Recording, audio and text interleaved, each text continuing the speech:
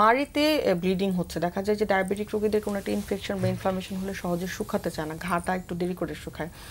সেক্ষেত্রে কি আমরা কোনো প্রতিরোধমূলক ব্যবস্থা নিতে পারি কিনা, বা যদি হয়ে যায় আমরা ট্রিটমেন্ট আসলে কিভাবে করি? শুরুতে প্রতিরোধ বলতে তো মাড়ির যত্ন আমি বললাম, যে মুখের হাইজিনটা মেনটেন করতে হবে। কয়েকটা জিনিসের মধ্যে ব্রাশিং কথা বললাম, ফ্লসিং এর কথা বললাম, গাম ম্যাসেজের কথা বললাম। এবং কোনো কিছু লেগে থাকলে আসলে খুব বেশি খোঁচানো যাবে না কোনো কিছু দিয়ে, কারণ এটা ইনফ্লামেশন হয়ে গেলে সেটা শুকাবে না। ফলে কোনো রকমের ইনফেকশন ছাড়াই আমাকে জায়গাটাকে পরিষ্কার করে রাখতে হবে। আর যাদের এটা হয়েই গেছে এটা পুষে রাখবে না। আজকে আরেকটি বিষয় আমাদের সাথে আছে স্ট্রোকের বিষয়টি।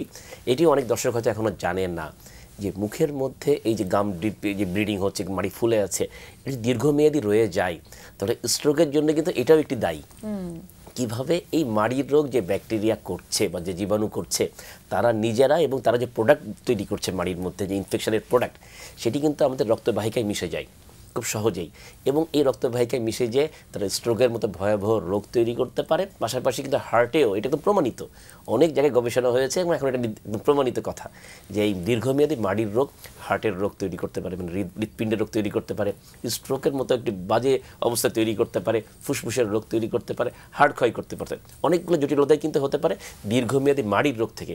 আর ডায়াবেটিক রোগদেরকে আরও জানতে হবে রোগীদেরকে, যে যাদের দীর্ঘমেয়াদী মাড়ির রোগ আছে এবং যারা ইনসুলিন নিচ্ছে, এই ইনসুলিনের কার্যকারিতার উপরেও কিন্তু খারাপ প্রভাব ফেলছে দীর্ঘমেয়াদী মাড়ির রোগ। ইনসুলিন নিচ্ছে, ঠিকমতো কাজ করছে না, ডাক্তার ঠিকমতো ডোজ মেনটেন করা, নিজেরা বুঝতে পারে না কোথেকে এই ইনসুলিনের কাজ করছে না। এর পিছনে কিন্তু অল্প হলেও একটি দায়ী দীর্ঘমেয়াদী মাড়ির রোগ। কারণ ওই মাড়ির রোগটা যেটা তৈরি হয় সেটা ইনসুলিনের কার্যকারিতাকে কমিয়ে ফেলার মতো একটি তার প্রভাব থাকে। তো সুতরাং মাড়ির রোগ নিয়ে ডায়াবেটিক রোগীর বসে থাকার কোনো সুযোগ নেই, দ্রুত চিকিৎসা করে নিতে হবে। সিম্পল চিকিৎসা, ডাক্তার দেখে স্কেলিং করে দেবে।